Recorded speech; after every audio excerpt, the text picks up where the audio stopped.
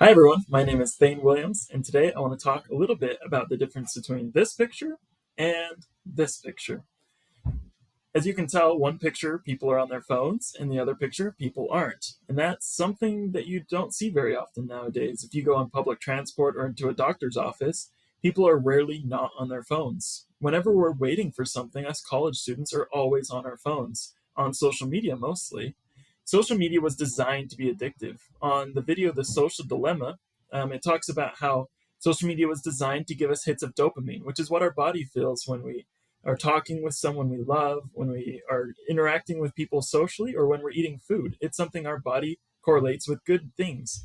But when using it with social media, a lot of times we run into emotions of anxiety, depression, and being pulled away from what really matters or being pulled away from the current moment. So I'm going to give you 7 steps on how we can fight this addiction and we can help improve our lives from social media. And this isn't something that happens to everyone. Some people have no problems with social media, while some people really struggle and get anxiety from social media and aren't really quite sure why. So, the first step is to track your time. A lot of apps, especially on iPhone and Android, you can go into the settings and see how much time you've spent on the apps like Instagram or Facebook. And that really helps you know how much time that you've spent on them.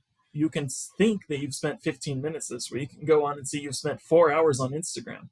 It happens to the best of us. And that's because these engineers that are creating these apps do it on purpose.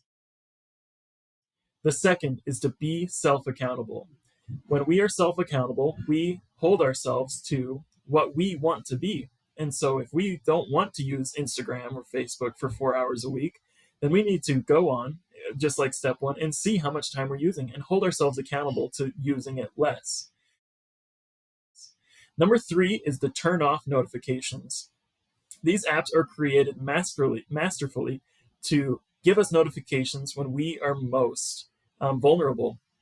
And so when we turn off notifications, we take back a little bit of our lives.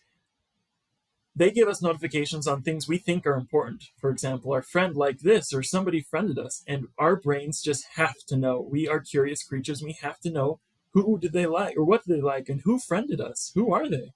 And so social media takes advantage of this and makes sure that it drives them back to their apps. Step four is to downsize. A lot of different studies have found that if we are only using one or two social media platforms, it's a lot easier for us to use social media less. And that can be really hard for some people because some friends use Snapchat, some friends use Instagram, some friends use Facebook. And so a lot of people have them all so they can connect with different friends or family. But when we just use one or two, it's a lot easier to be self accountable, to know how much time we're using on those. When we have 5 apps, it's really easy to spend 30 minutes on 5 apps, but it's a little harder and a little more noticeable when we spend 2.5 hours on one app. And so it's really important to downsize the number of apps that we're using. Number 5 is to work with a partner. In a lot of addictions, this isn't just social media, people suggest that you work with a partner to keep you accountable and to keep each other accountable. A lot of college students from studies I've found are already doing this. They'll work with a friend and say, hey, how much time did you spend on social media this week or this month? They'll open their settings, they'll look for it, and they'll say, I used it for 2 hours. And they'll say, I used it for 3 hours. I need to start using it less. And so working with a partner really helps to reduce and take back a little bit more of our lives. Number 6 is to set specific times to use it, whether that's in the middle of the day for 1 hour or after I get off work for 30 minutes, I'm going to browse social media. And that's the time I'm allowed to use it. That really helps us be the ones in charge of when we're using social media, not letting social media be in charge of when we're using it. And step 7 is very similar. Step 7 is the final step, and that's to specific times you won't use it. And that might be before bed. A lot of studies have found that using social media before going to bed is really bad for our mental health and really bad for our sleep. And so saying, okay, I won't use social media for 3 hours before I go to bed, whether that be from 7 to 10 or whenever you might go to bed, you just say 3 hours before I'm done using social media. And that helps our brains become more accustomed to being in charge. Step 6 and 7 are both very related, and that's just about you being in charge of when you're using social media.